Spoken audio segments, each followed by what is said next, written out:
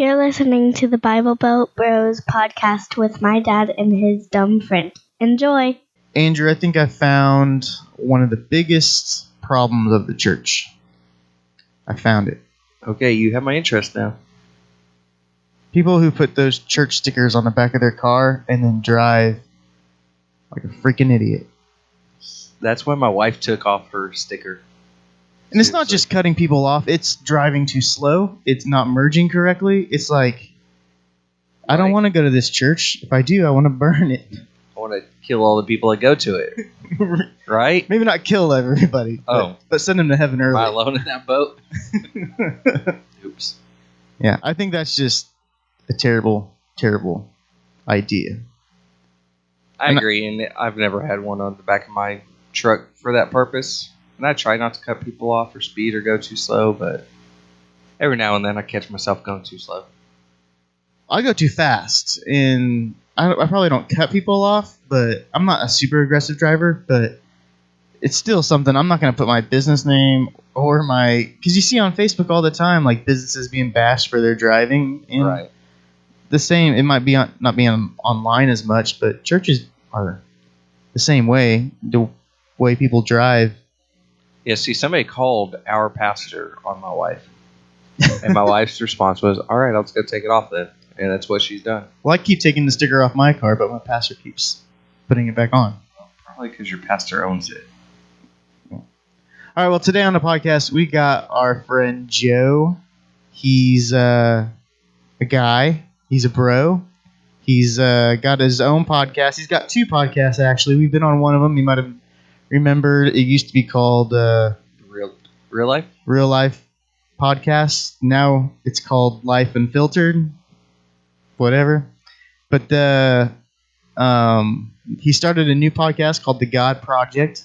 And so we're going to bring him on here right now.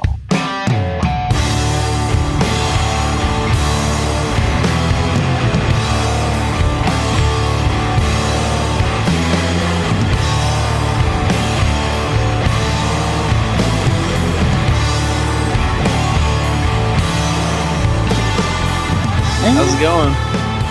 You never really checked your levels, but oh well. No, I hope it's good. It should be good. Ish. We're good, Joe. All right, sweet. So most people probably have heard you from our podcast anyways, from your journey on Life Unfiltered. Yeah. How'd that get started? Just the whole podcast in general? Yeah. It was like July of 2015, I think. And I talked to my friend Steven and my friend Mark, and I said, dudes, we should just do a podcast where we talk about whatever we want to talk about. Just goof off, because we have so many times just hanging out with friends and stuff that we just end up cracking ourselves up to death. And, we're ending up crying, tears of joy and laughter. And then we're like, man, I wish somebody else could have heard that, because they would have thought it was so funny. And yeah, it was pretty ignorant, arrogant.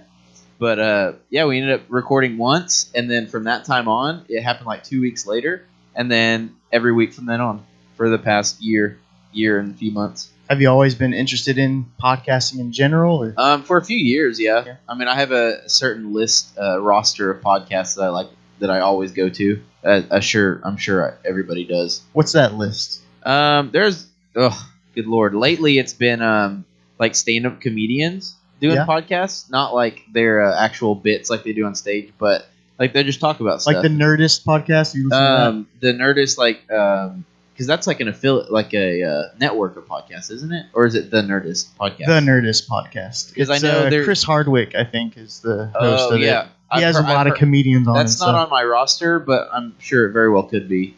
But no, like Chris Holmes, not Chris Holmes. Who's the guy? I have his podcast and I can't remember his first name. It's something Holmes. But like Bill Burr, Joe Rogan, just stuff like that. Not so much like serious podcasts lately in the past couple months or so. Because I feel like I've gotten enough seriousness on the God Project, so it's like I need trying to balance a humorous output. Yeah. That's cool. I'm super into like crime podcasts, like Serial. Like Serial season 1 was a good one. and from then, like, there's been an explosion of just different unsolved crimes, and they're really good. I've just started one called Crime Town, and it's made by the guys HBO guys that made The Jinx, and it's just like the history of like the mob in Providence, Rhode Island, and it's really cool. It's just a storytelling. There's no mystery to it. So is each episode a different part of the story, basically? Yeah, just different events that have happened in this little town or area, and it's interviews with old wise guys. And so there's lots of cussing on it, so I don't promote it, but it's awesome. I'll have to check it out. Yeah, it's really Crime good. Town. Crime Town. Sweet. And so now you've got this podcast, The God Project. What's the God Project about? Because it's not anything like your current podcast. No, it's 110% better. The God Project, because it's just you and not those other guys. That's part of it. No, I'm just kidding. The God Project, the essential idea of it is asking the harder questions throughout life and faith and spirituality and all that jazz. Where we might talk about a little bit of it on Life Unfiltered every once in a while, but it's only a short discussion. It's a lot of times just filled with crass joking and stuff. So this actually gives me a chance to kind of express my thoughts and ideas and questions. Like exactly like I said, like asking the tough questions, like why do we really do the things we do spiritually, and why do we believe in God, stuff like that. And so the whole thing's basically started with me asking questions and then finding out that tons and tons of other people also had the same questions. And so it's not always like the easiest journey through faith and stuff to find your perfect relationship with God or whatever, however you want to say it. It's not always that easy. So that's what this podcast is basically me asking the questions that are in my head. And it's very well produced, I would say, especially for these little podcasts in our area. How long? Because you're not just showing up and pushing play. You're doing a lot of research and a lot of effort trying to find other people's opinions. How long does it take you currently how long have you been working on this project, I guess is? The God Project started back in March of this year. And so the first episode took me a long time just because I wasn't sure exactly what I wanted. Yeah, you have 2 episodes, right? I have 2 episodes right now. I've been working on it since March. Yeah, well, and the thing is, too, you have to do so much pre-production. You have to do, let's say if I get 10 interviews with people, okay, it might all be the exact same questions. And I do 10 interviews, and they're all the exact same. And I have to pick through because people have different opinions and they have different views on and perspectives on things. So I have to go through and find what flows good together as far as, what part in the episode do I want to put this snippet of the interview, and which interview do I want to focus on? Because some interviews, I could have 3 out of the 10 interviews that are amazing. I can't use all 3, full interviews. So I have to figure out what I want the message of that episode to be. And so far, like I said, I started in about March recording. And I probably interviewed 10 to 15 people for each episode. And I've probably redone each episode about 3 times. And so because I had a vision for the thing, and I knew exactly what I wanted it to sound like and look like, and like visually, aesthetically, and the whole branding of the God Project, I had the perfect idea for what I wanted.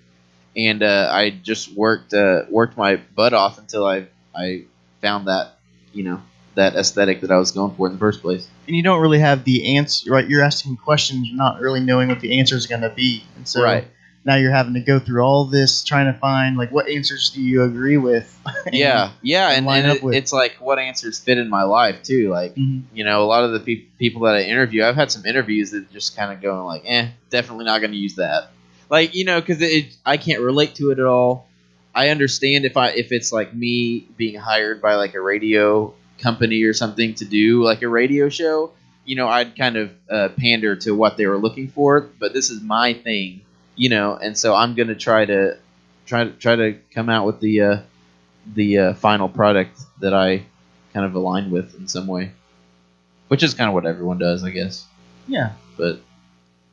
For us, we did the book was kind of our first season, and really I've been interested in podcasting, but I've never had anything worth value I thought I could talk about, and so we brought up the book idea and at least fostered some conversations about church and everything. And so that's been kind of our journey, is just, for the last few years, I guess I've been in this transition where I used to be youth pastor, and now I'm not a youth pastor. And so I'm a volunteer at a church, and I've realized like how much I've had to use people and relied on other people's volunteer time for something I've got paid for. Yeah. Which brings me to your argument. The last podcast I've listened to, your Life Unfiltered, you had this huge argument with Johnny. Yeah. And I sided with you, and I told Johnny that, and he just said, whatever, just tell Joe you side with me or whatever. He was wanting me just to make you more mad. But dang, Johnny. That's the thing. I was like, I've realized so many times that I just continue to use people until they're empty, and then somebody's usually there to step up. And with your camera situation, that's kind of how I saw it. Was he's going to use they might have a long-term vision to buy a camera, but as long as they can, they're going to use it. And for their production, for their, and really a production is trying to get more people involved in the church, which brings more money into the church. Yeah. So, like, I saw your point perfectly clear. Like, they're going to continue to use your stuff until you can't do it anymore. And then he has found somebody else that he could use his camera. You know, typically. Yep. So, and if you don't know what we're talking about, go back and listen. I think it's like episode 65 or 66 maybe of Life Unfiltered, and you'll know what we're talking about. Yeah, but Mom, don't go listen to that podcast. You'll be mad at me. They use some naughty language. Yeah, sorry. That's my fault. I've definitely got more lax. Is that an actual term? Got more lax, or is it just a short term or a short way of saying relaxed? I think it's short for relaxed. Well, I've gotten a lot more relaxed as far as the. You just put the unfiltered in the name. The and unfiltered, that's the brand now. Yeah, my pastor walked into my work while I was listening to it, and he was like, "No." Oh, really? Yeah, that's funny. Well, he just said, "You're gonna need to turn that down." And it was probably me, wasn't it? I think it was Johnny. Because he was pretty mad about this employee, huh? Yeah, he's pretty mad about the camera situation, and he got a little unfiltered as well in that podcast. So yeah. No, it's fun though, because we get to have those conversations, and it's kind of funny. Like people will like you texted me, and I went back and listened to it after you texted me. And it was really entertaining because I was like, oh, yeah, I remember when Johnny said that. Oh, yeah, I got him here with a zinger. Something like that. It's just entertaining to listen to. Yeah. We needed some sound effects for that podcast. Yeah, really. So, I'm sorry. Off that tangent about Johnny's camera, because that was crazy. When we started Bible Belt Bros, it was more of the spiritual journey with us with the church. Has this been a spiritual journey for you with the God Project? Is it something more personal that you're trying to find the answers to, or is it more just thoughts and feelings, and that's about it? It's kind of interesting because I thought at first that I would be asking these tough questions about God and spirituality and life and all this stuff, expecting to find the answers, but I just found out there are just more questions than I got. I didn't get a single freaking answer, and like I see it. I look back now in hindsight and realize that the idea isn't to find the answers. It's just kind of to find like what essentially kind of makes you, I guess, not happy in life, but like what makes you. I don't even know the answer. Like it's hard to, but it's it's been a spiritual journey for sure. Like right as soon as the first episode started, and the way it was, the first episode was me asking people why they believe in God. And then the second episode was why people don't believe in God who used to. And so you're getting this really unbiased, even look at the people who have been a Christian maybe their whole lives. Like I talked to a couple pastors, and then the second episode, these people who have been Christians their whole life but are not anymore. And I'm like, there's just as much validity to that second episode, being that people kind of lose their faith. There's just as much validity in why people lose their faith than there is, just the same as people why they find their faith. And so my idea there was to value both sides and value really what people say personally. And a lot of this is on like an emotional, mental level, as far as like people's family and stuff. You have so much influence growing up and stuff, and like people were hurt by their family, people are hurt by the church, and there's like a real consideration there of why they left the faith. And so that started my journey, was like kind of asking these questions, looking for the answers. Ends up I didn't find any. I'm not really any closer to God now than I was. It seems like every other day I feel like this whole thing is just bogus, and then every other day I feel like I'm on the right track. And so I think to any sort of idea or thought, it's not, if it's a legitimate thought, or let's use the word belief. If it's a legitimate belief, then it will stand up to the storms, as they say, or I'll praise you in this storm. Yeah, I'll church you. I will lift my head. And see, I really cringed when I said that, because I knew it sounded like, like churchy language and stuff, which I've really tried to get away from lately. But I can't, because I grew up in it. But so I've just been kind of, searching for the answers that aren't even there. And it has been a spiritual journey also in the way that I see God in a totally different way now. Where 3-4 years ago, I was finishing college at ORU, which is, a very charismatic Christian, kind of like, speak in tongues, pray for the sick, like a lot of yelling during services and stuff. Hallelujah! Stuff like that. And they pushed that so big too, and just naturally, I was in the crowd there that absorbed it, and so I was really deep into like praying for the sick, and this whole like church representation out in society, and representing Jesus well. And I had this huge pressure on my shoulders that if I didn't represent Jesus well, just on my day-to-day life, like if I go to Starbucks or something, and I walk out of there without somebody, quote unquote, seeing Jesus in me or something, because that's a big quote, right? That churches use is, we need to be Jesus to people. You're the light of the world, man. I'm and the salt of the wound. I mean, the salt of the earth. But anyways, so I had this really kind of like messed up kind of thinking, and I really like grieved and like beat myself up when I wasn't able to be Jesus to someone. And so once I kind of graduated college and I got out of that kind of like evangelical bubble a little bit that they pushed so hard, I kind of realized that it's not all about that. Like, there's more to God than us having the responsibility to represent Him to people. And I understand the thought behind it as well. I'm sure you guys do too. I mean, it makes sense. It does, and I'm not. Are you with me? Like, you understand what I'm saying as far as representing Jesus to people and being basically what's the word? Evangelist. Do you know what I mean when I'm talking about that? Are you familiar with it? Yes, for sure. Okay. And especially Dusty. I mean, Dusty was a youth pastor. He kind of had to live his life that way. Yeah. Above reproach, as they say. Yeah, or for me, until I got caught. That's true, yeah.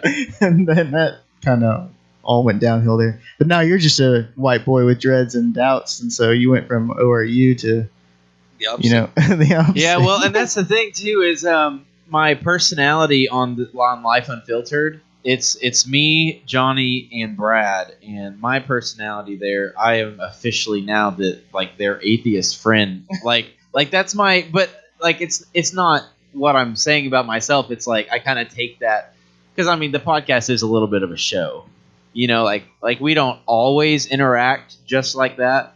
Well, a lot of times we do, but I mean we'll make jokes about and Johnny says all the time how, or one of them says all the time that I don't believe in God or whatever, and I just play to it, It's like characters. It's basically like a character, and honestly, I'm fine to do that. I don't feel bad about doing that because I know what I really think, and it's not like my job to represent myself to other people in a certain way. It's like, people will think, if it's a Christian listening to the stinking podcast and they're like, oh, well, he should be a Christian instead. I'm just like, no, like, shut up, But anyways, yeah, I'm not an atheist, but I'm kind of an atheist on the podcast. When we were looking at starting this podcast, we wanted to be two bros and an atheist, or two Christians and an atheist. Yeah. And so Andrew started calling his friends, being like, hey, man, we're starting a podcast with two Christians and the atheist. You got Dusty and I as Christians. We'd love to have you on the podcast. And they'd be like, bro, I'm a Christian. That's like, so funny. What? You're a Christian? Like, Really? Like, that legit happened? You weren't making a joke to him or anything? Yes. I had no idea this person was a Christian at all, and still don't think so. Yeah, like they just said that. We're in the Bible Belt, so it's Christian is a loosely given term for everybody's Christian in a sense. That's interesting you say that. Actually, I was thinking about this the other day.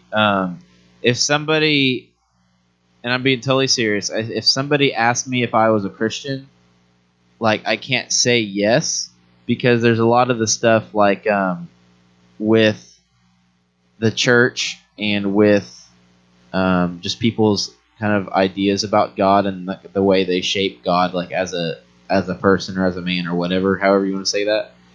The way people believe that, like, I can't fit into that idea.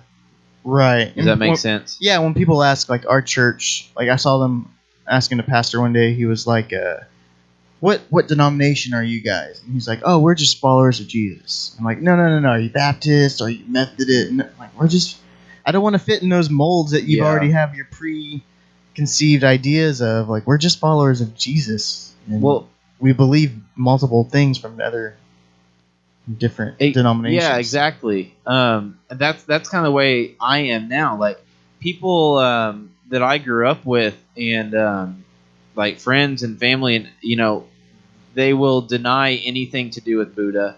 They'll deny anything to do with like Gandhi or any teachings or practices or ideas that they present, and just because of the fact that it's another religion besides Christianity. Where if you actually look at it and be like, okay, yeah, they were talking about like inner peace here. Like, inner peace is a healthy thing.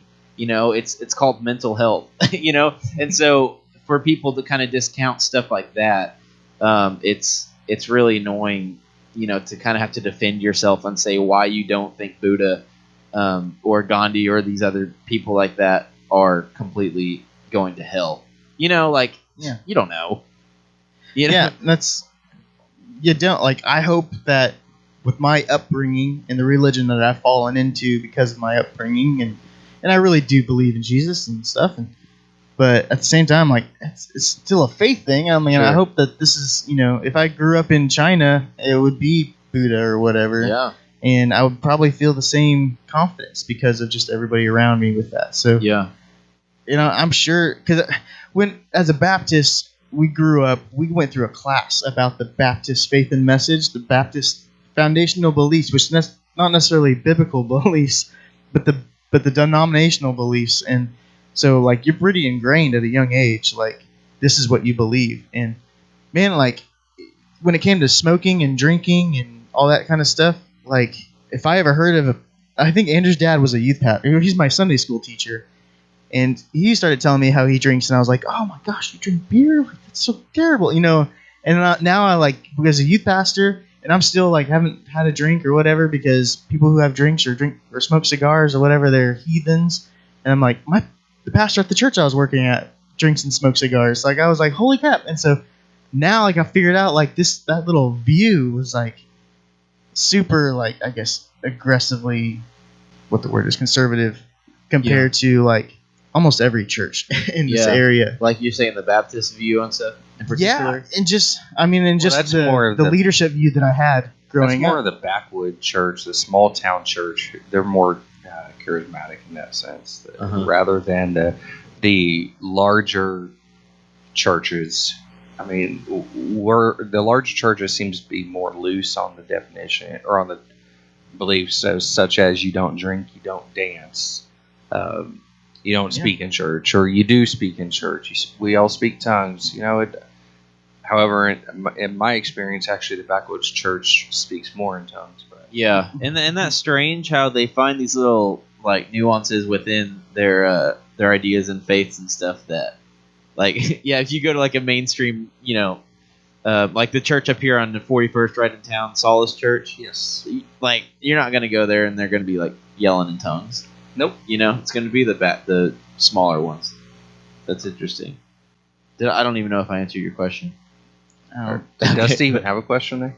I don't know if I had a question. Oh, maybe we're I was just talking. Just talking about how just your worldview or your life view just changes as you go along. Yeah. Like I grew up with this one belief, and then I get to this certain point in my life, and I realize like, very few people have this belief. Sure. But now, if you stayed in that small hometown, would you still have that belief? I don't know. Maybe. Because that's all you would be surrounded by. Right. But now, since you moved to a larger I didn't city, have you like a drink of bigger alcohol influence. until I was 24, 25. I mean, I was for the wrong reasons at that point, but Heathen. well, it's your fault. You're the one that pressured me, bro. You're the one that had welcome. the alcohol. I'd never bought anything. Dang, before. peer pressure. You're welcome. Yeah. I opened your eyes. You're that atheist sinning Yeah. friend. That's right. He was my sinning That friend. drug Dusty down to the pits. But yeah, like what you're saying about smoking and drinking and cussing, all that stuff. Those are the way I think about that. Because I have thought about all this before. Just wrestling through everything. There I go again. Church language, wrestling with things. I gotta wrestle with God. Like when you're younger, ideas are very simple and vague, and then as you get older, you kind of dig into those ideas. So even for adults in church now, smoking and drinking and cussing and other religions and pornography and stuff like all those things, they're big simple things that we could look at and label them all as a sin to stay away from them. And that's kind of the way that we are growing up with these simple ideas. Like your parents love you, you love your parents, like that's all. Like you don't dig into why you love them or anything like that. And then when they do something to hurt you, you still love them 10 minutes later as a kid. But as you get older, things kind of get complicated. You learn that maybe your dad cheated on your wife or something. Or Whoa. your dad cheated on his wife, on your mom, or something like that, and then you actually you call into question why you actually love him, and do you love him still? Stuff like that.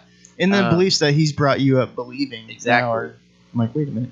Right. And so as you get older, I think it's a healthy thing to question and kind of press those beliefs that you've had, because if I kind of said it earlier, if that belief is legit, then it'll stand the test of time. Like it'll stand stuff being pushed against it. That's why people have premarital counseling.